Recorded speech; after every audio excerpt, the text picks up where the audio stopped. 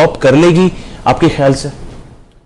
देखिए, interest rates जो हैं वो नीचे आए हैं और probably there is some scope for bringing them down further, मगर जो स्टेट बैंक ने और जिसको आपने भी रेफर किया कि जो गवर्नमेंट की अपनी रिक्वायरमेंट है, particularly apart from other areas, जो सर्कुलर डेट का एक इशू चल रहा है जो हम रिजॉल्व नहीं कर पा रहे, उसकी वजह से इंटरेस्ट रेट्स जो हैं वो जितने नीचे आने चाहिए थे नहीं आ सक रहे, और इन्फ्लेशन भी वापस जो है इतनी तेजी से नीचे नहीं आ रही जिस तरह पहले आई थी।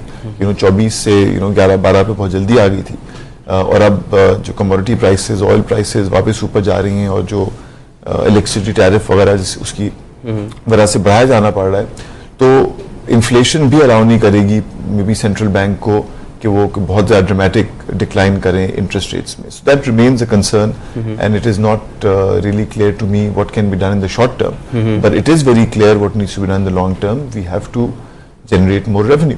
The government has to be able to, इस वक्त तो गवर्नमेंट करंट एक्सपेंडिचर भी करंट रेवेन्यू से मीट नहीं कर रही। So if they want to generate revenue, definitely it would be industry again. So can we expect देखिए, इंडस्ट्री के अंदर there is a lot of industry that is working effectively outside the tax net. आपका entire the finance minister ने last time 3-4 priority areas identify किए थे। Real estate का, services sector है, services sector is the largest sector in economy, और effectively उनका share in taxation is very minimal. ठीक है, तो सर्विसेज सेक्टर को टैक्स करना चाहिए, एग्रीकल्चरल टैक्स सेक्टर है, रियल एस्टेट सेक्टर है, even with in industry there are, we know there large amount of participants who are not paying the full taxes. So मगर ये सब तभी होएगा जब इफेक्टिव डॉक्यूमेंटेशन होगी। डॉक्यूमेंटेशन नहीं होगी, आप टैक्स कैसे करेंगे किसी? ठीक है, तो फिर मैं वही पॉइंट इसके साथ मैं ये कहूंगा कि टैक्स लेने के साथ साथ, क्योंकि टैक्स की दो साइड्स होती हैं, एक तो इन्फोर्समेंट सही होनी चाहिए, सही है, मगर दूसरा फिर सर्विसेज की डिलीवरी भी होनी चाहिए। जी बिल्कुल, क्योंकि लोग टैक्स देना तभी पसंद करेंगे if they see return coming out of it in terms of social services, education, health, infrastructure. ठीक है, so government needs to work on both sides, ठीक है, क्योंकि डिलीवरी भी बेहतर है और कलेक्शन भी बेहतर है। तो फिर मैं वही पूछ रहा हूँ, इन चैलेंजेस में इन 181 मेंबर्स को सिल्वर लाइन नजर कहां पर आ रही है? What is the point of that light जो जिसकी वजह से ये बिजनेस रेजिलियंस आज नजर आ रही है? And today we can say कि will hold this 181 members, and अगर वो एक्सपेंड नहीं करते तो एटलीस्ट अपने बिजनेस को कंटिन्यू करेंगे। What is that silver line that you have observed with in your members? देखिए, एक तो मैं बात बताऊं आपको जो हमारे लास्ट परसेप्शन सर्वे में निकली थी, और लेट्स सी इस साल क्या निकलता है, मगर majority of our members actually said at that time, और ये उस वक्त हो रहा था जुलाई अगस्त 2007 में, सो काफी पॉलिटिकल वॉलेटिलिटी थी उस वक्त भी, but they still found Pakistan a good place to do business in. Okay. Or in fact they found it, many members found it, majority in fact found it simpler to do business in Pakistan compared to places like India and China, जहाँ पे complexities उनकी state level, provincial level, federal level की हमसे भी बहुत ज़्यादा है। ठीक है। So that is a advantage as well of Pakistan. And as I said, many of our members have been there for many decades. So flexibility in what terms is better in Pakistan for your members? Not flexibility. The investment environment, the ability to do business is better in Pakistan.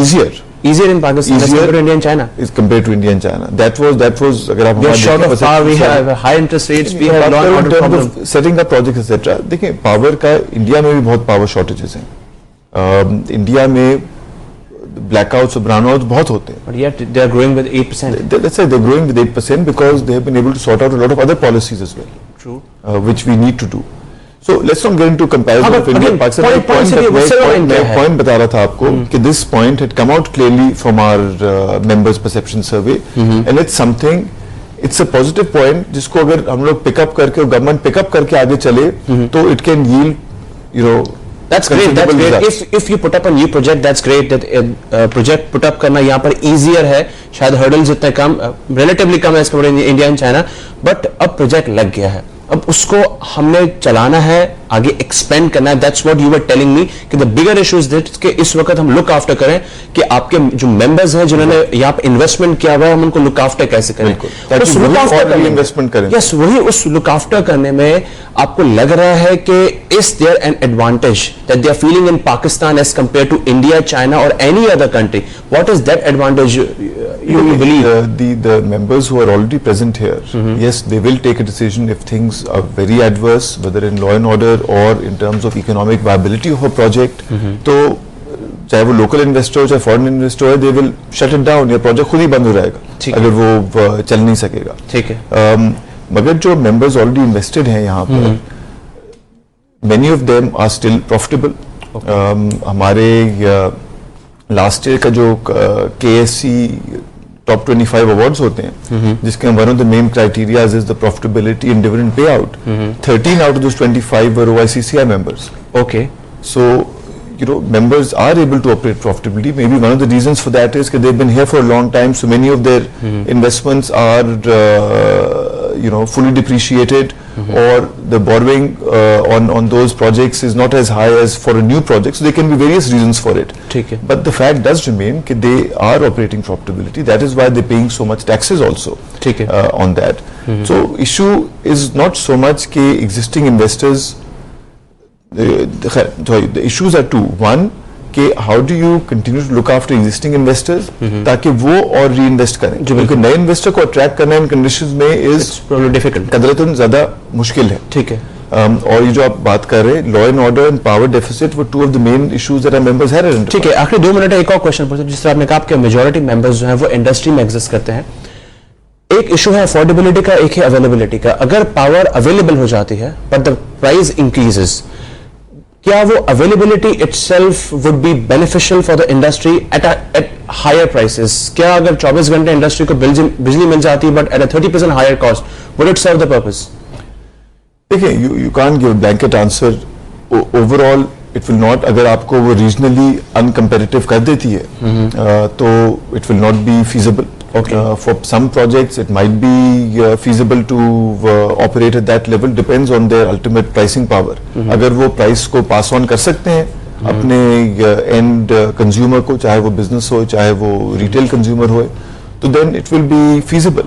मगर overall हमारा जो है power tariff needs to be in line with what the regional and global tariffs are. ठीक है, फारूक साहब बहुत बहुत शुक्रिया. It's a pleasure to have you sir on the show. President OICCI एंड chief executive officer BMA capital Farooq अशखान साहब हमारे मेहमान थे. और पाकिस्तान में जो फॉरेन इन्वेस्टर्स मौजूद हैं 181 मेंबर्स OICCI के, वो इस वक्त क्या सोच रहे हैं. थोड़े अरसे में परसेप्शन सर्वे भी आएगा, वो भी हम चाहेंगे कि फारूक साहब हमें बताएं कि इस वक्त जो मेंबर्स हैं वो क्या सोच रहे हैं, और हम आप तक वो सर्वे भी पहुंचाएंगे. पावर लंच में आज इतना ही. आप देखते रहिएगा CNBC पाकिस्तान.